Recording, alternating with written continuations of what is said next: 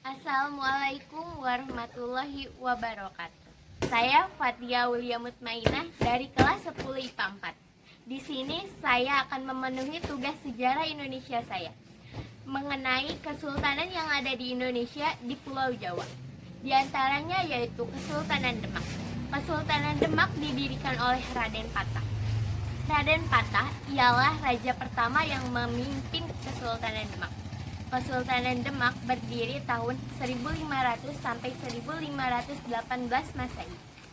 Raden Patah merupakan anak dari Brawijaya kelima dan Putri Campa dari Tiongkok.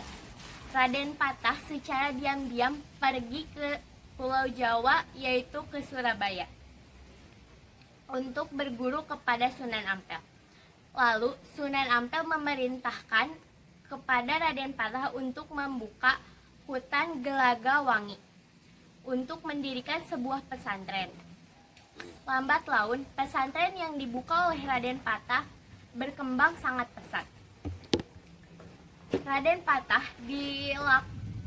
Patah dikukuhkan menjadi Adipati Demak oleh ayahnya, yaitu Brawijaya kelima, dan mengganti nama Demak menjadi Bintara yang akhirnya disebut Demak Bintara.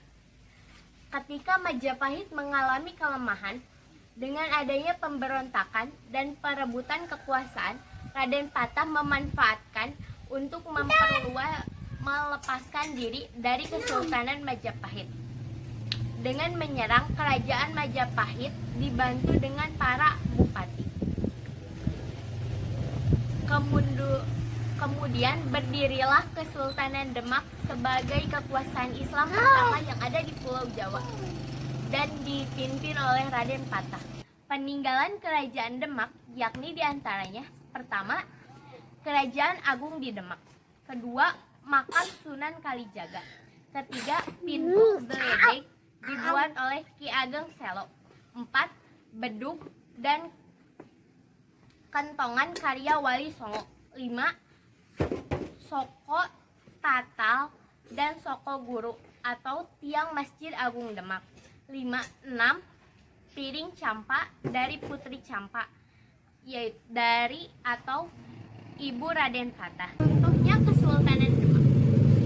Kesultanan Demak difaktorkan oleh wafatnya Sultan Trenggono yang menimbulkan sebuah konflik perebutan kekuasaan antar saudara. Pengganti Pangeran Trenggono atau Sultan Trenggono ialah Pangeran Sidolapen yang merupakan saudara dari Sultan Trenggono. Sultan Trenggono dibunuh oleh Pangeran Prawoto yang tidak lain adalah anak dari Sultan Trenggono. Kemudian anak dari Pangeran Sidolapen, Arya Panangsang, membunuh Pangeran Prawoto dan mengambil alih kekuasaannya.